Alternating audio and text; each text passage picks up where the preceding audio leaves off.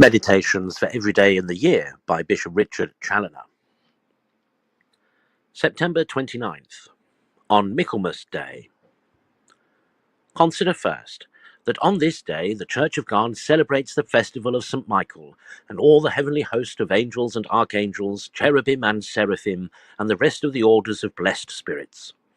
Wherefore the devotion of this day is, first to join with all these heavenly choirs in giving praise, glory, and thanksgiving to God, who created these angelic spirits, to glorify Him, and who has inspired them all with an unspeakable love for us, and has sent them to minister for us, in order to our receiving the inheritance of salvation. Hebrews 1 verse 14. Secondly, we ought on this day to congratulate with these heavenly citizens and their great leader, St. Michael, these friends of God and of ours, and to rejoice in their eternal happiness. Thirdly, we ought to associate ourselves with them, in order jointly to promote the common cause of our common Master. That is, the greater glory of God, and the advancement of His divine service and love, and with them to fight His battles against the devil and his rebel angels. O Christians, how happy, how glorious is this cause, in which both we and they are engaged, and how advantageous it is for us to have such auxiliaries in this great warfare.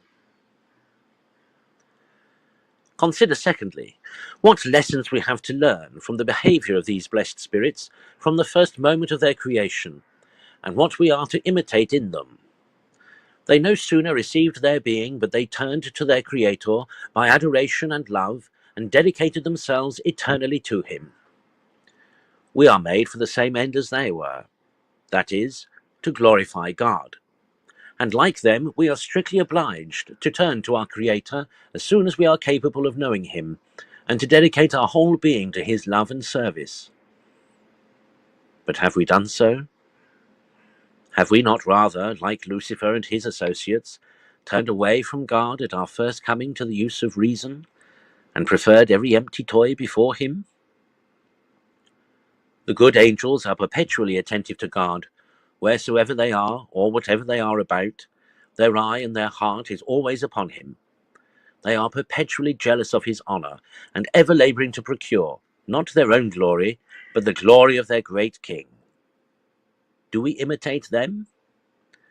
Is the eye of our soul turned towards God in all our employments? Are we always seeking His greater glory? If so, like the angels, wheresoever we are and whatsoever we are doing, we shall in some measure have heaven be with us, even here upon earth. Consider thirdly, from the Gospel of this day, St. Matthew 17, what kind of exercises of virtue are to bring us effectually to the eternal society of the angels. We must be converted from the corruption of pride, which cast the devil out of heaven, and become as little children, by innocence and humility, or we shall have no share with the good angels in the kingdom of heaven. There is no room for pride in that blessed society. The devil is the king over all the children of pride, says Job. There is no room there for any that wilfully associate themselves with the rebels that have been cast out from thence, by corrupting others, or suffering themselves to be corrupted and drawn away from their allegiance, by giving or taking scandal against their own souls. The true way to arrive at the happy company of the angels is by humility, innocence, and purity. If we would come amongst them, we must cleanse ourselves from all defilement of the flesh and of the spirit, perfecting holiness in the fear of God. 2 Corinthians 7 verse 1. For nothing that is defiled shall enter into that blessed city where they dwell forever. Revelations 21:27.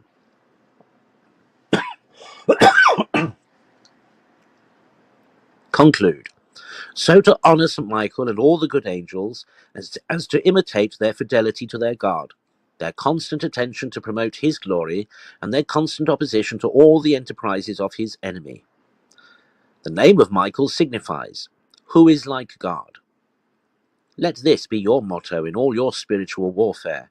At all times keep close to God, and He will keep close to you. Prefer his honor before all other considerations, and he will speedily crush Satan under your feet.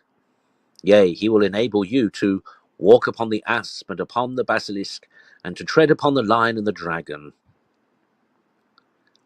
and nothing shall have power to hurt you.